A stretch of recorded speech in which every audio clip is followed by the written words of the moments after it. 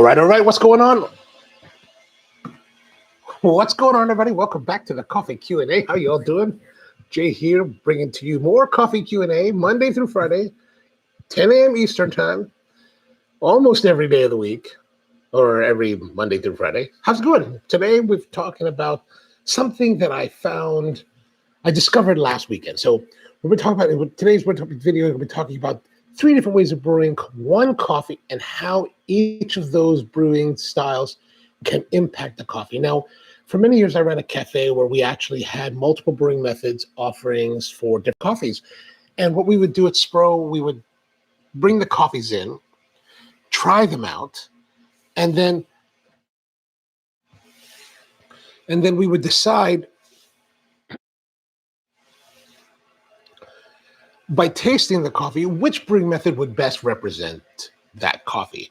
One thing that I was surprised to do is that this, rewinding, Keone, aloha to you. Bryant, good morning to you as well. So rewind a little bit to last weekend. Last Saturday at Capital Cigar and Tobacco, we had our very first Coffee and Cigars live event where we brought a coffee down, and then George Brightman paired the coffee with 3 different cigars. So we had 3 flights of coffee, basically one coffee prepared in 3 different ways. And as you saw in last week's live stream, we were preparing the cold brew for it. And so we did the cold brew, and then we also offered a French press version and a drip version, but the drip was more of in the clever, so it was more of that immersion drip, right? So immersion brewing with filtration. We use the same coffee, the Guatemala Huehuetenango SHP, strictly hard bean, European prep. Nice chocolatey coffee, really interesting, but really approachable. And that was what I really wanted, something very approachable, not too extreme, not too wild, because, the guys that are attending the event, they're, it's first time going. You don't want to hit people with too extreme a coffee because you want it to be appealing for everyone, but also hopefully still interesting for those that are already in the coffee. So like I said, we prepared the cold brew, and then at the event, we prepared a French press. We served the first cigar with the cold brew, then later French press, then later the immersion pour over. Same coffee, same brew ratios, but wildly different results. Like the attendees were shocked. I was a bit shocked because I was like, wow, I haven't really experienced it that extreme. So I thought I would recreate it here today, and we just kind of go over it. So what I've done is I've taken some of the coffee. This is, again, the Guatemala Huehuetenango, strictly hard bean, European prep. And I made it into a cold brew. And we're going to do all of the different preparations and just compare them to see what we think, right? Did that one day's work result in the same kind of results? That's what we're going to find out. So we've got our cold brew. This is a basic cold brew, just like we did last week, but on a much smaller scale. I only made this much of it. About 48 grams of coffee with probably the equivalent amount of, I used 24 grams of coffee with just about 48 grams. I think I used 48 grams of water. And that should give us, hopefully, some kind of interesting thing. So what we're going to do is we're going to filter that using the Hario Mugen. So let me grab our little, what do you call that? Brew kettle thing. Put the Mugen here, right? And then we're going to use some filters. Today we're going to use the Hario filter. Last week I just used the plain Jane Melita, but since we're using the Mugen, might as well use the Hario filters. Now, one of the things about this is, like we talked about before, is that when you're filtering your cold brew, everything's kind of just sitting in here, right? And if I was just to pour this in, I would probably run into issues with filtration flow, because there's, floating in here is a lot of really small minor sediments that will clog the pores of the filter quickly. But we don't have that kind of clogging in that same way when you're brewing a hot coffee as a pour over because you've got the whole matrix of different size grinds throughout the coffee bed, right? And those little tiny pieces are more suspended in the larger pieces, so they don't necessarily filter all the way to the actual filter. Peter, hola to you, man. And so what we're going to do is we're going to get our bar spoon here, and we're going to stir it up so that we can pour it in. And I'm actually going to take a couple scoops of grounds that are used in here to kind of create that coffee bed that will help to hold. I'm just going to pour the rest in. Now we're just going to let that do its thing and filter itself. Right, so now it's just going to filter. I'm going to put that aside while we prepare the rest of our stuff. Now, the second round used a French press. Now, for the French press in the last one, or in last week's event, I actually used a very large Bodum 50-ounce French press, but we're just going to use a smaller one today. We're going to use this is the IKEA Ufetta, which you get IKEA for super cheap. These are like super, super cheap. Actually, I just bought a Espro P5 French press yesterday. I happened to go by Williams-Sonoma, and they weren't on sale, but they were, I just saw the one there, and I was thinking maybe I'll use it for today's show. And they had the P5 and the P7. And the P7 is this stainless steel, but it costs like twice as much, and I don't really understand why. I was like, well, I'm not going to spend $120 on a French press. That seems to be insanity. Like, I think $50 is already a lot. So they have 18-ounce sizes for the P5. There's two different types of P5. There's a P5 that's glass with this kind of cool metal frame, and then there's a stainless steel version of the P5. They're both the same price. They're 18 ounces and 32 ounces, $45 and $50 respectively, $44.95, $49.95. So I was like, well, I get a discount. At Williams-Sonoma as part of their Pro Chef program, so they give you like 20% off. So I got $9 off. So I got it for like $37. So I was like, all right, I will get that. And yeah. So, but this one this is the Ufetta. Very simple. It doesn't. French press is a very simple thing. It doesn't have to be that complicated. Like the Espro might be a little bit too complicated because double filter. Don't put the coffee between the two filters in that one. This one, very simple, very much old school. You've got your metal frame, you've got the metal mesh, and then you've got the metal squeezy thing here. And then it all goes to a rod, and you just kind of pump it down, and it does that. So what we're going to do is I'm going to use the same coffee that I used at the event. This is the same coffee. This is leftover coffee. This was about 100 grams when I started. I used it for this brew, 24 grams. And now we're going to use another 24 grams here to make a 12-ounce cup of this. So and I wanted to use the same coffee for them all because it's the same, so that hopefully we'll get as similar as a result as I could. Now, granted, I did grind this Saturday, so there's going to be some difference. It's not as fresh, but I have kept it in the bag without opening it until yesterday. So perhaps there's some level of preservation there. Okay, we have 24 grams there. Great. I'm going to turn the water back on. 24 grams. Empty head says, Williams-Sonoma. Williams-Sonoma is a great place. Unfortunately, Williams-Sonoma here in Baltimore has undergone some transformations. There used to be at least 2 or 3 in the area. Now there's only 1. Luckily, it's not too far away. So there's one that's closer to the old Hampden shop for me. There used to be one closer to where I live in a place called Towson, but they closed that. We also used to have a Sur La Table. They closed that as well. And now the nearest one outside of that is either in DC or Annapolis, which I'm glad they didn't close the one in Cross Keys because that would have sucked.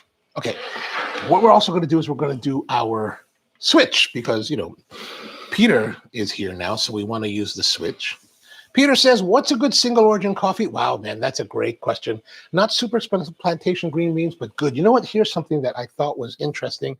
One of my friends, Trisha Chan, she's a cafe operator in Kuala Lumpur, Malaysia. She was just posting on her Instagram just this morning when I was getting up. And I don't know if this is good, but I'm actually interested in trying this for myself. There is a, where is Trisha's posts?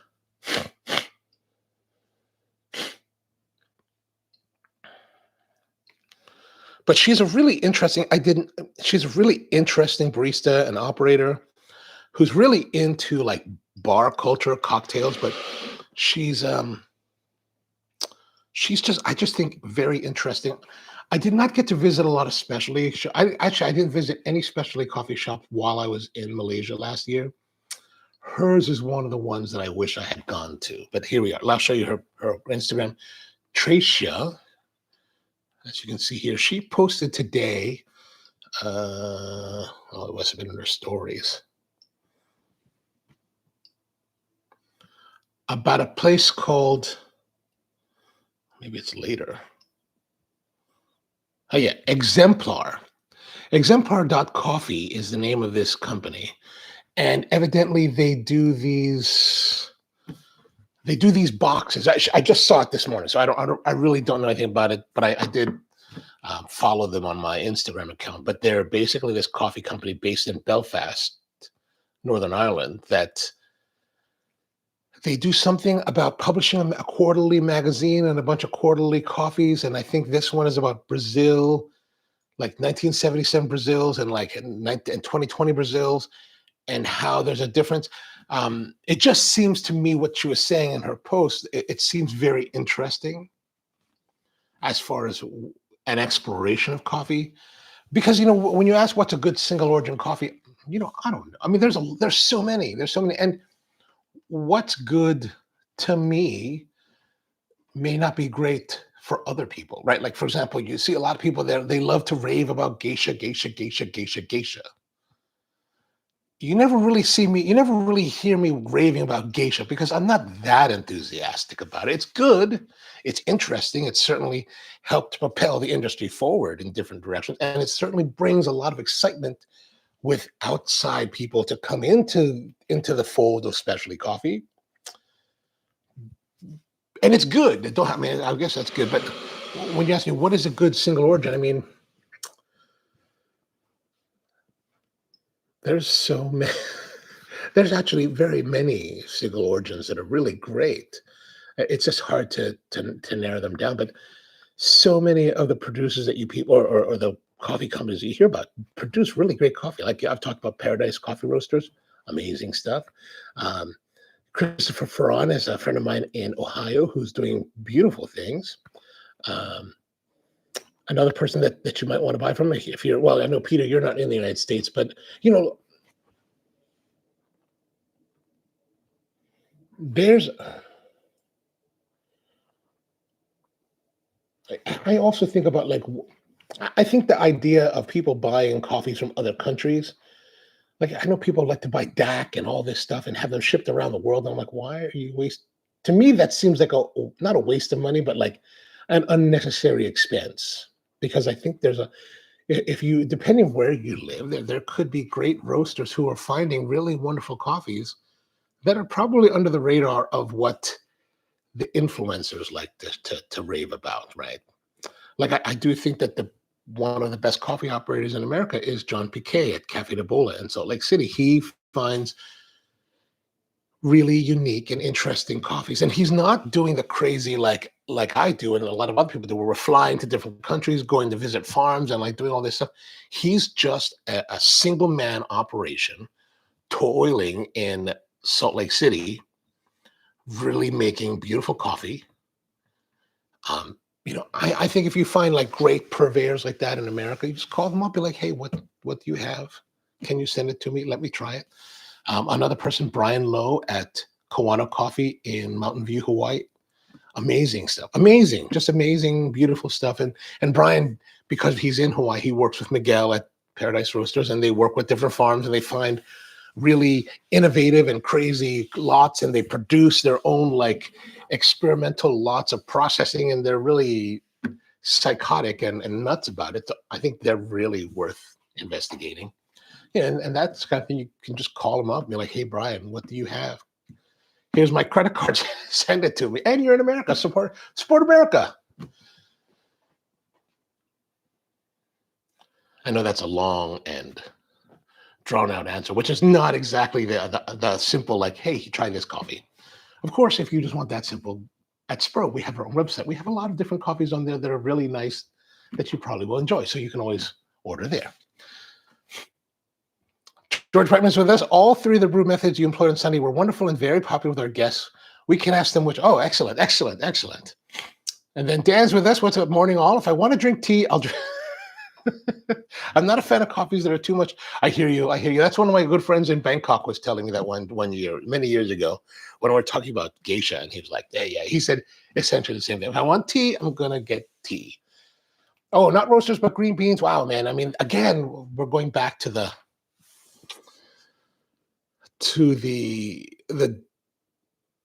difficult part, because really getting green is a little bit more in some ways it's a little more complex, but you're a home roaster, so you know what, I think one of the best resources for home roasters to buy really nice quality green is Sweet Maria's. I mean, really, they are. Thompson Owen is a crazy, weird, quirky, psychotic coffee guy. Like, he is just so nuts, man. And I mean that in the most loving and respectful way. Like, he's crazy. He's been the guy that's been out there in the field for many, many decades now, going to the farms, working with farms and trying to find wonderful coffee. And he really buys great coffee. So pretty much if you go to Sweet Maria's, I think, and you look at their notes, they're really good about their tasting notes. They're really on top of it. And I really think that you can reliably consider their tasting notes for the green coffee they are selling and buy that. Okay, I know you're roasting your own, so you probably want to buy, you probably don't want to buy sacks of coffee. You want to buy pounds of coffee. And I think they're a great place to go, because you can buy a few pounds, up to 5 pounds or whatever. At, they're not going to be as cheap per pound as if you're buying by the bag, but they're going to be reasonably priced for the quality that they're offering. So Sweet Maria's, sweetmarias.com. I think those guys are wonderful. And then George says, while exploring single origin, why not start out with an outline of what properties you're seeking? Might be a useful way to narrow. Definitely. If you know what you like, and you can, narrow that down, I think that really helps. And I guess that's perfect advice, I think. Really perfect. Keone says the coffee I got from Cafe de Bolo was great. Yeah, Keone was just there a few months ago when he was in town. Went to stop by and visit him. America, empty head, you got to be America. That's what we're about here. One day I'm going to come here with a T-shirt that has like a eagle across the chest with a flag. I'm wearing a red hat. No, I will not wear that red hat. That's crazy. That's craziness. Oh yeah, last March was when Keone was there. That's right. How many kilos is a bag? So if you're talking about green coffee export bags, that's going to depend on the region that you're buying from. For the most part, most of the world goes with 70 kilos. 152.32 pounds. And I always have to say that I always say that 0.32, because that 0.32 makes a big difference when you're loading on 275 bags, right? But 152.32 pounds, 70 kilos. Some origins actually drop down to 69 kilos per bag. And then other origins, like the state of Hawaii, sell their bags at 100 pounds. Not kilos, but 100 pounds, right? So there's going to be a little bit of difference depending where you're buying from. And then now there's also, if you're buying from Blue Mountain, there's going to be in the barrels, which I think are 30 kilos. You can also now buy 65 pound bags, 65 pound bags, essentially half a bag. You can buy those too. So it all depends. And then if you're actually working with farms, you can actually specify if you want to have different size bags, like smaller bags or even larger bags. Like a trend, especially in larger production, is to move to what we call super sacks. And super sacks are these woven plastic sacks that are, the sack is a bit of a misnomer. They're huge. They have 2,000 pounds. They have 1 ton of coffee in a super sack, and you have to move it by pallet or use a crane. Yeah, and then some you can buy by the container load. I think I thought I remember people talking about how they would take a container, 40-foot container, that holds up to 40,000 pounds. They'll line it. They'll put liners in it, and then they'll blow the coffee into it. That would have to, just to do that would be, crazy. I've heard of that happening. I've never seen that happening. It could be, totally something else. George says I have to check out. Yeah, you definitely check out the website, I think. Or you could just call him. Be like, hey, man, Jay said to call you. What's good? What should I buy? And he's not cheap. John is not cheap, but I think the quality is very nice. Kenny says, I'll be going to Hawaii in December and plan to visit an uncle on Hawaii Island. So I am planning to go to Mountain View and definitely go see Brian. Totally worth it. And if you have the time to go to Hilo, go visit Miguel too, because that's worth it. Hopefully Miguel will be there and can give you a little bit of a tour. Peter says, I buy 2 times 1 kilo bags each time, just random plantation. Yeah, I think that, if you do that and then you pay attention to what you're buying and like maybe even make notes, like I try to keep records of what you're buying. So for me, if I'm in my phone on my notepad, I keep little notes about like what wines I've tasted, what cheese I've tasted, so that I can remember which ones that I like, which ones that I didn't like. Like, for example, the Roquefort Blue, really strong and pungent and kind of offensive, right? But if you compare it to the what's the other blue one? The more famous one. The Sant Agar. The Sant Agar, much more smooth, creamy. The intensity of the blue and the pungency is really reduced, really nice. So I think if you just, I just keep really simple notes like this here, like this. You can see here. Just very simple of like a list of what I've tried. Some like this one, this Alicante I had, $40, but sweet, lacking structure, things like that. That way I can remember, okay, what did I like? What did I not like? Of course, the ones that you really, really like, they just stand out and you kind of remember. You're like, I will not forget that experience. Peter says Stilton Blue. Stilton's a good one, man. Stilton's a good one too. I haven't had that in quite a while. All right, so we've got so much vala with no brewing going on. Okay, we got our switch. Got to make sure the switch is switched, right? Right. Make sure that is up so that the ball is down, and you're not going to get all over the place. I'm going to use our Hario filter, so we're going to have at least some semblance of uniformity.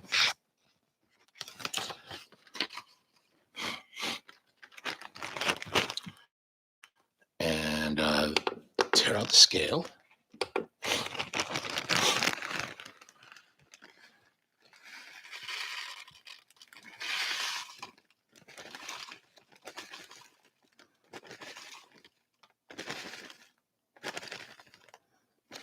Twenty-four. Okay, we're 24 grams here, 24 grams here, and we're ready to go. We're ready to brew. We're so ready to brew. So what we'll do is we're going to start off with this one. Let me just reheat the hot water again. And our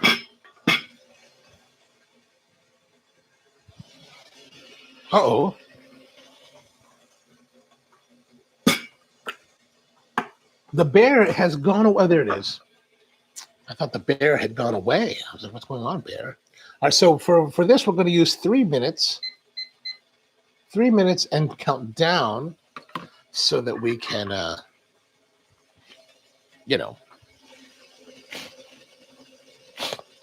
or actually we should count up because we're going to do 2 different devices. So let's reset that. Okay, we've got good boil.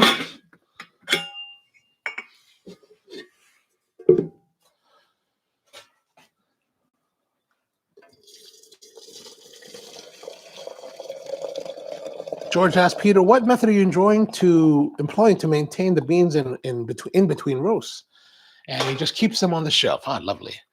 And our friend says, so lovely. I'm sorry, my apologies. I am unable to read Chinese characters. So if you can tell me your name, I will try to remember that. All right, so here we go. We're going to brew now. Let me put this over here. And now we're going to do a little bit of, just make sure that we're getting good saturation. 186 grams. We're going to let that sit for just a second while we do our, blooming. Peter says, I'm going to rig up a homemade food. I love that, dude. I love that. All right, now we're at about 24 seconds. So now we're going to go completely. I'm going to make sure that that's getting all saturated.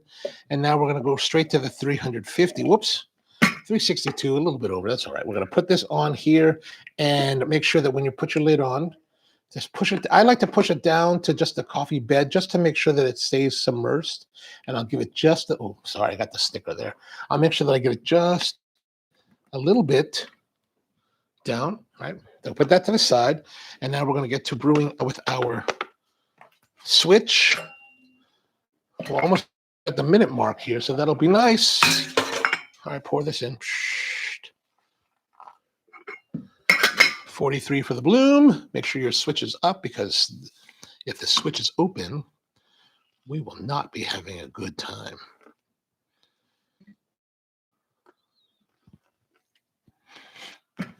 All right, I know I did that a little bit different than the other one, but that should be all right. Peter says, if I don't burn down my house yet.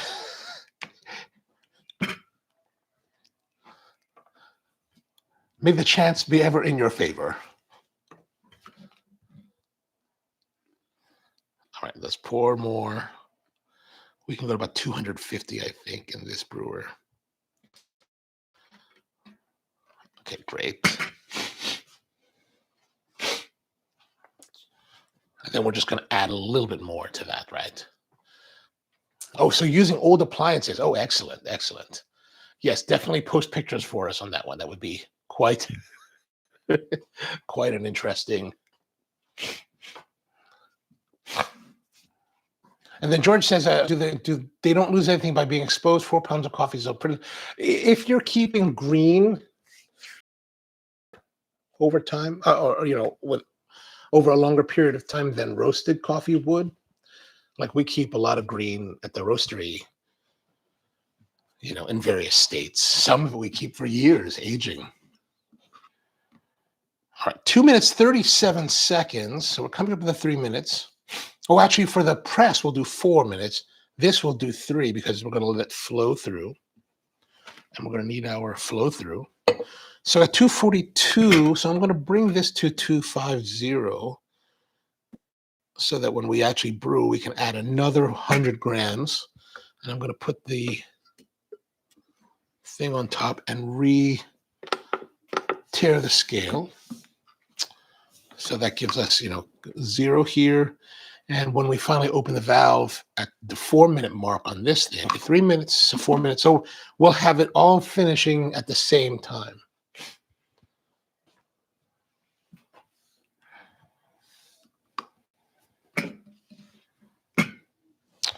All right. Peter says green lasts longer, and I heard you can rehydrate them by soaking in water and dry them before. Oh, I have never tried that. It sounds like that might be a possibility. Actually, I wonder, that's something maybe we'll work on a video for. Okay, we're coming up in 3 minutes, 45 seconds. All right, 353.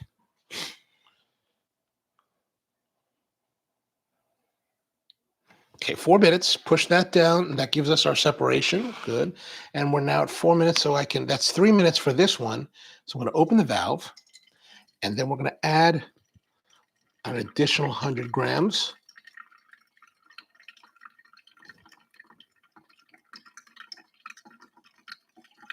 Oops. A little bit much, but that should be all right. Should be okay.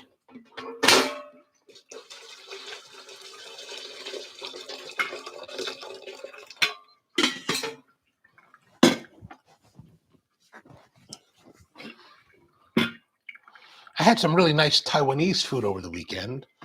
Found this place that does popcorn chicken and like a chicken rice thing with like the braised pork and some tomatoes and cheese and eggs and some steamed vegetables. Very and a little bit of sausage. Delicious, delicious. That's an interesting concept, though, Peter, about the rehydration of the green. Okay, so we've got that now. We've got separation here. Okay, good. We've got all of our coffees pretty much at the ready. Let me just get rid of all of this. That can be tossed in there. This can be tossed in here as well. The Mugen doesn't like to release the paper filter as easily as I would like. Okay, so now we've got this series. This is our series, right? This is our series. This is how we serve them at the event. We did cold brew first, and then the French press, and then the immersion pour over. Thank you. Next time we need to do a fin coffee at the same time as French press. Oh, all right, we can do that. Take all day long with that fin. Okay, so let's get our glass here. We're going to do our first cup, which is the cold brew. Now I'm going to taste the cold brew. What we did is we tasted the cold brew just as it was in its full strength. So this one, nice, thick, syrupy on the nose, a lot of like cacao chocolate notes. More, not cacao, but more chocolate, like more dark chocolate.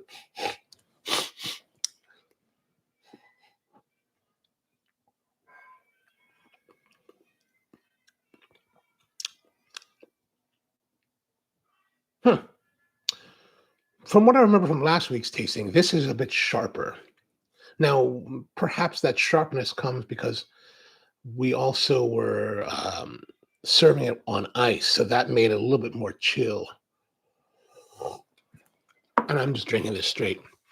Now let's get some water. We're going to add some water to it to give it a dilution. And we didn't really add full strength water. Like really, when you're making these cold brews, the way that we make them is kind of in a 1-to-1 concentrate, right? So you use ounce of water to ounce of concentrate, and that gives you what we call RTU, ready to use brew strength coffee.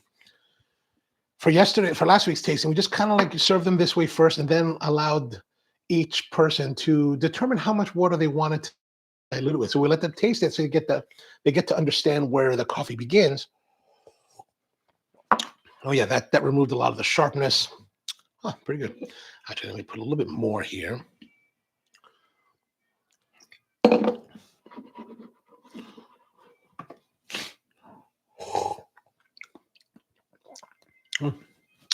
Nice.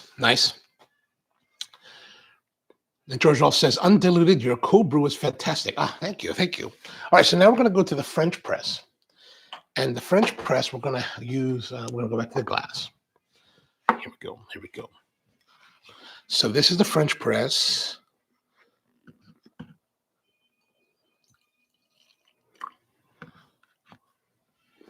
And the French press will always have some kind of oily fuzziness on it. And then as you can see here, if we compare the two, right, it's definitely a little bit cloudier. That's because of the minor sediments that are allowed to flow through the filter, which could be a bad thing for some people. But part of the charm to me of French press is the sediment that gives it a little bit more body sometimes, a little more oomph.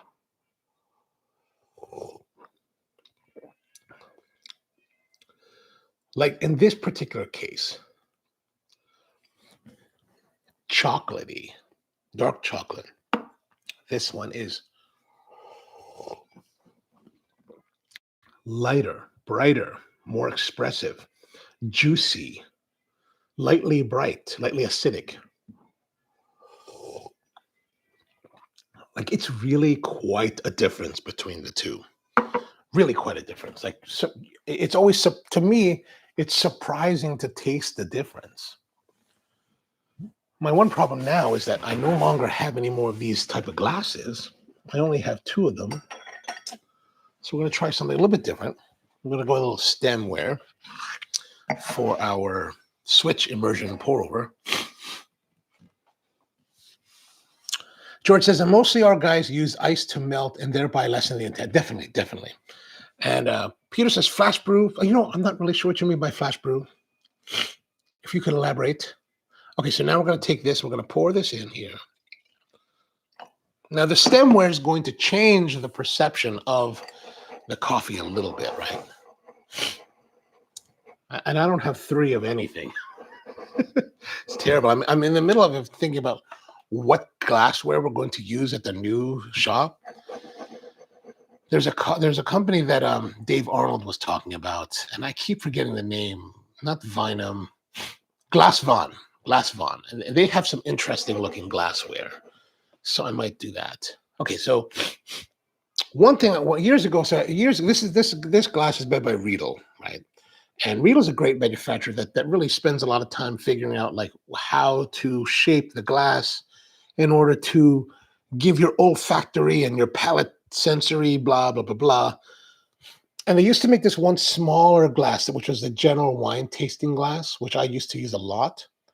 One thing, if you're going to use a snifter or a stemware like this with the fluted end, is to be careful when it's hot, because I remember one of the first times I used one, and I took a deep inhale. I kind of singed my nose because the steam. It's all steaming, right? And it's all concentrated because of the sloped side. So do be careful.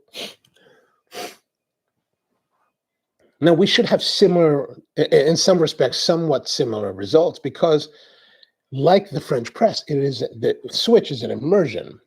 But the difference, of course, is going to be that it's filtered, right? Like if we look here,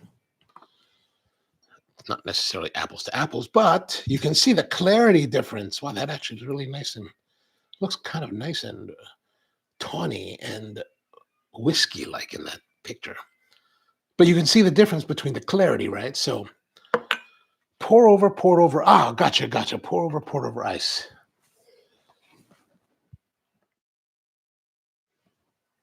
All right, so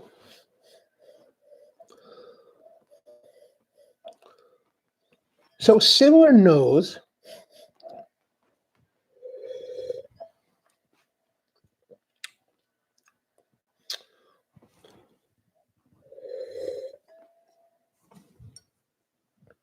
I don't know how much that's being changed by the way the glass is delivering the liquid to my palate.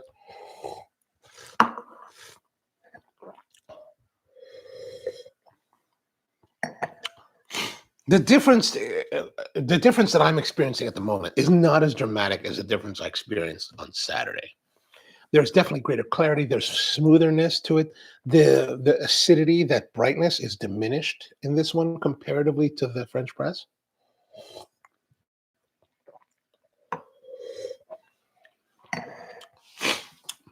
Peter says, or hot coffee in a cocktail shaker on ice, then served on ice. Oh, interesting. Oh, so pour over. So that's kind of like the that's. I have played with that. We use that as what we do is, in that method, we'll use let's say a pour over, double the amount of coffee, normal amount. So let's say if double amount of coffee, meaning 48 grams instead of 24, we'll still pour 350 grams of water, but we'll also have 350 grams of ice, and that will balance out the brew ratio. That's what we've played with. That's what we've done in the past. I don't know if that's what exactly you meant, Peter, in that flash brew. Another thing that I like is when I go to Cafe del Hombre, what they will do, like if we order their iced coffee, they don't have iced coffee per se, like how we prepare it, like in advance. What they do is, I'm looking to see if I have this prop here, but I guess I don't. Anyway, what they will do, they will brew in the nail drip, and then they'll take that nail drip and they'll put it into a bar shaker essentially, and then they've got an ice box, and I mean like an old 1920s, 1930s era ice box that has a big block of ice still in it, and they lay the shaker onto the ice and they spin it. Which, after mimicking that, I have learned that that works surprisingly well to transfer the heat out of the liquid and make it cold. I was like, ooh. So yeah, I totally hear you on that. I totally hear you on that. Kiana says it may be interesting to use that cup that had two different edges in your shop. It may be a little expensive. Oh yeah, you know, actually, well, you know, it's somewhere around here now. I like the idea of that. What I, you know, here's my reservation with, well, actually, there's not really a reservation, but what I really like, I think it's a nice, I think it's a nice cup. Don't get me wrong. I think it has a lot of interesting applications. What I do think that the rim is a little bit thick, slightly thick. Like I really want, like if you look at these rims, right? They're fairly thin. And I like that thin. I think, plus the way, not just the thinness, but also sometimes you get glassware or whatever. There's a shape to them that actually fits your lips really nicely. Like Tim Wendelbo makes a line of ceramic cupware, and he actually gave me one. Really thankful. Thank you, Tim. They're really generous. When I went to visit him, he was super generous. Like we've been friends for many years, but you know, he was like, he told his staff, whatever he wants, man. And I didn't realize that at the time, but I was going to buy some coffee, like the fahem that we have. You know, I was buying that, and I was going to buy some coffees and some like I bought one of the cups to try, and they were like, oh no, Tim said you don't pay for anything, and I was like, well yeah, this is a little bit much. I'm happy to pay, but they were like, no. So, but I think the Wendelbo cup is really nice, but I do think it's a little bit thick. Like I feel on the lips, it's a little bit too thick. So I'm looking for something that's going to be thin. I'm trying not to go to the extreme of having someone make them because that's a whole nother process, right? Like I remember we had these cups many years ago. One of my really good friends, Ramon Camarillo, right? He's the musician I went to go see the other week. He's actually a really world-renowned Raku pottery ceramicist. And I thought I had his cup here, right? So he made a whole, you know, we were talking about this many years ago when I first started Spro, like in 2006. And he made for me a series of cups, but we were not able to get the right shape. Like he had never worked on that small a scale before. Like he does these big Raku pottery that's a super, like, you're like, oh my gosh, it's incredible work. But he made one of them that was done in the Raku style. And the problem was that that particular one, the test one, which is the only one we ever made of that, it actually had a blowout here. So at the base, a chunk of it blew out. So it always wobbles. But the Raku pottery looked awesome. Like I thought I left it here, but maybe it's in a box somewhere. But one day I'll show it to you guys when I find it. But hopefully we can find like a nice set of glassware and cupware that works. I mean, I do like these ACFs, you know, for general service. I think the ACF, these 6-ounce ACFs are really fairly nice, fairly decently thin here on the side. The ACF also makes a espresso cup, right? That's decently thin, comfortable to come. What I'm looking for is comfort with the thinness of the rim, but also from a barista perspective. Let's say, especially in the case of espresso drinks, we want to have a nice sloping interior, right? That has, you know, a nice slope. So the pouring latte art, what you want is the milk to come down and slush under, right? And then mix. And so I think that the ones that are squared are much more difficult to work with. I know a lot of people like those. There's a brand out there that's really popular with baristas, and I don't really like them. But to me, it's too angular. The interior is too angular. I just don't like it. It's just a preference thing. There's obviously many baristas out there that can pour amazing latte art in those cups.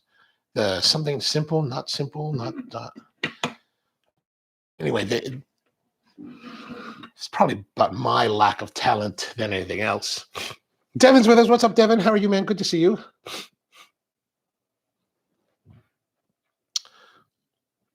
Oh, I have not been keeping up. Peter says, I take my coffee intravenously, so one must take coffee somehow. One must take. If I freeze espresso into ice cubes and pour my coffee over so that that's a great approach. That's a great approach. Empty Head says, I've seen that technique in a Japanese cafe on a YT video. Ah, yes. And Devin's with us. Devin, hello, Devin. Keone says, whiskey tasting glasses may work because some have a flared thin rim, but it may be too hot. Well, I don't think it's. I have tried that, and I do have this one. If I don't break it as I try to reach too far for it. This is one from Riedel. That's a little bit dirty. This is one of their whiskey tasting glasses, right? I like this. This is actually a kind of a nice for whiskeys and liquors.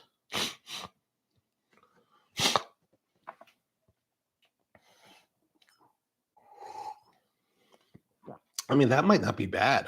Actually, that's... Huh. Oh, that's kind of interesting. Let's try the other one. Huh. You might be onto something there, Q&A. First, speaking of the word Keone, right? My old girlfriend many years ago had married a guy named Keone as well. And they got divorced many years ago. And like, I never knew that guy. Like him and I would say that we were at odds. But for some reason, Facebook has been suggesting him to be friends with me. And I was like, why am I going to be friends with this guy now? It's like, no.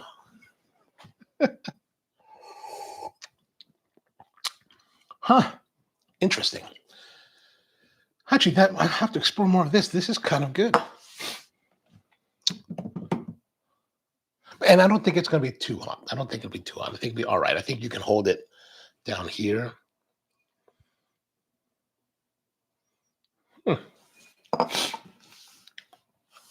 Rusty says, Keone, you mean at Glencairn? Is that what these are called? A micro burst flow. Nice.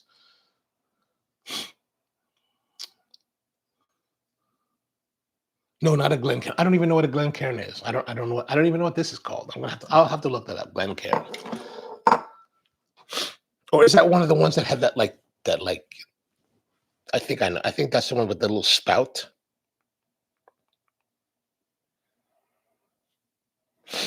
The Glencairn glass.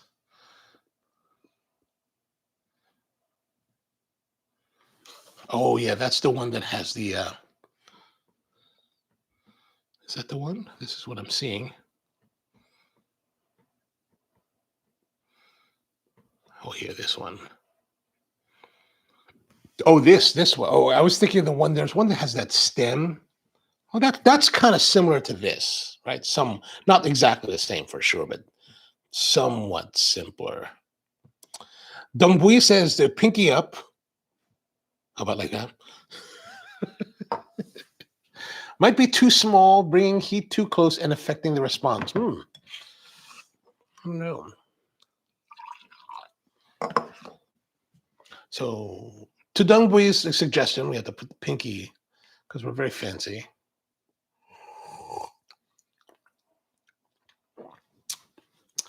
You have to play with this more. I have to play with these more. Like, once we get the bar built, then I'll have to get to play with it more. I'm still waiting for the some of the licensing to come through before we can move forward.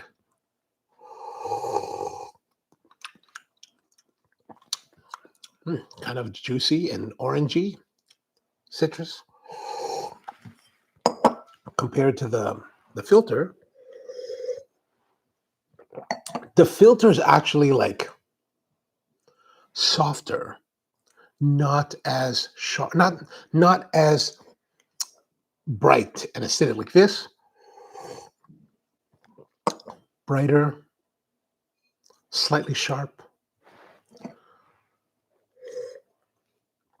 smoother, rounded a little bit. Where this is sharp, this is a little bit dull as far as like on the palate, right? On the mouth feel of it. soft, round, a little bit sweeter.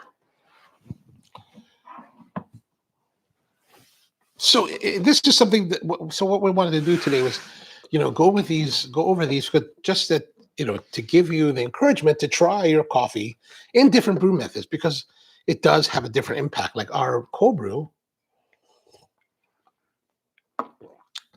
definitely heavier, sweeter, like dark chocolate. The dark chocolate I'm tasting here does not really appear in these two. It's very different. It's a very different coffee.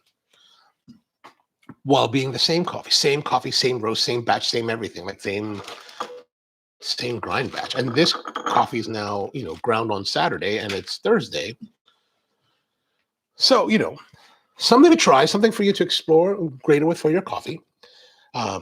Yeah, I guess that's pretty much it for the day. Back again tomorrow for another coffee Q&A. Also, if you're free tonight, we're going to be doing the Coffee and Cigars live stream here at, not here, but on the Ono Live channel, 8 p.m. Eastern. We'll be talking cigars and coffee, mostly cigars, and the Ravens versus the Chiefs. Today is the beginning of the NFL season, which doesn't normally, rank on my radar, but it is the Baltimore Ravens playing the Chiefs in Kansas City. So, we want to, I'm a big Ravens fan. I'm not as big as I used to be. I used to travel and go to all the games and be like kind of crazy, psychotic about it twice in my life. But, it kind of comes and then wanes and then waxes and then, comes back again. All right, Mom, good to see you. Peter, Rusty, Dongbui, good to see you. Kyone, Empty Head, Dan, always good to see all of you guys. Peter, always good to see everyone here. So if you have the time to join us this evening, come join us or in the morning. But if not, hopefully see you next time. See you next time.